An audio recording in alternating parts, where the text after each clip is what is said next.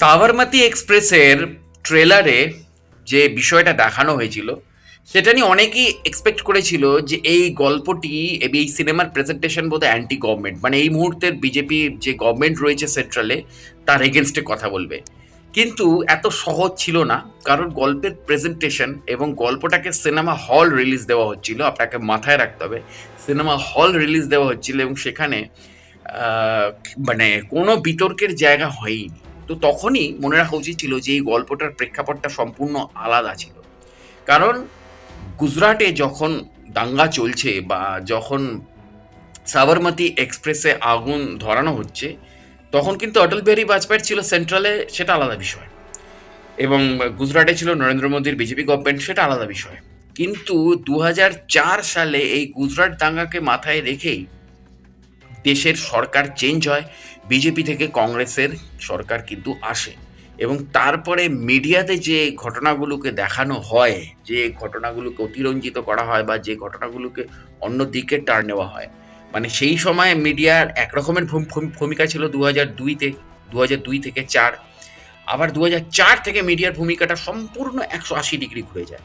কারণ এটা আপনাকে মনে রাখতে হবে যে সেন্ট্রাল বা স্টেট যেখানেই যে গভর্নমেন্ট থাকুক না কেন, গভর্নমেন্ট পরিবর্তনের সাথে সাথে মিডিয়ার আইডিওলজিও কোথাও কোথাও পরিবর্তন হয়ে যায়। এটা আপনাকে ধরে নিয়ে চলতে হবে, যেখানে মিডিয়া মানেই হচ্ছে যে অ্যান্টি গভর্নমেন্ট কথা বলবে, গভর্নমেন্টের ভুলগুলোকে দর্শকের সামনে তুলে ধরবে। কিন্তু কটা মিডিয়া সেটা করে বলুন তো? সেইখানে দাঁড়িয়ে অনেক দর্শক, অনেক পাবলিক ভেবে গেছিল এটা অ্যান্টি গভর্নমেন্ট ছবি। কিন্তু না, এটা অ্যান্টি গভর্নমেন্ট সিনেমা নয়, এটা ছিল অ্যাকচুয়ালি অ্যান্টি মিডিয়া ছবি। মিডিয়ার ভুলগুলোকে এই ছবিতে দেখানো হচ্ছিল। কারণ আপনারা ভুল করেছেন, আপনারা খেয়াল করেননি সাবরমতী রিপোর্টের একটা পোস্টার ছিল যেখানে দেখানো হচ্ছিল যে সাবরমতী রিপোর্ট লেখার নিচে একটা মাইক জ্বলছে এবং ওদিকে ট্রেনটা চলছে। তো মাইক বলতে বুম, বুমটা জ্বলছে, মানে মিডিয়ার বুমটা জ্বলছে এবং তার পাশে ট্রেনের কোচগুলো জ্বলছে। তো এর থেকে বড় সিগনিফিকেন্স আর কোথায় দেবে ডিরেক্টর?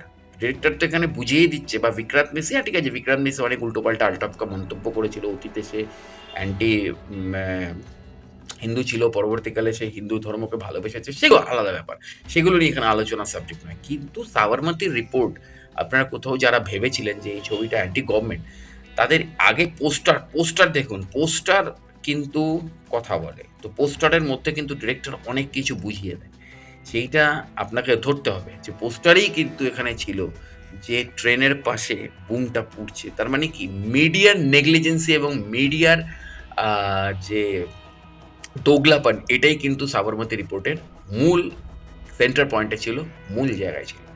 আর আমি শুরুতেই যেটা বলেছিলাম, এমন একটা সাবজেক্ট, যে সাবজেক্টটা যখন হচ্ছে 2002 সালে, তখন আমরা মাধ্যমিক দিচ্ছি। তো এই সাবজেক্টের অনুভূতিটাই আলাদা ছিল আমাদের কাছে। তো এখনও অনুভূতিটি আলাদা আছে। তো যার জন্য গোধরা সিনেমাটাও আপনারা দেখে নিতে পারেন। গোধরা সিনেমাটা ওটিটিতে রয়েছে, সেখানেও অনেক পুঙ্খানুপুঙ্খ ব্যাখ্যা রয়েছে এই সাবরমতী এক্সপ্রেস নিয়ে। তো সাবরমতী আর গোধরা দুটোকেই দেখার অনুরোধ রাখলাম আপনাদের কাছে।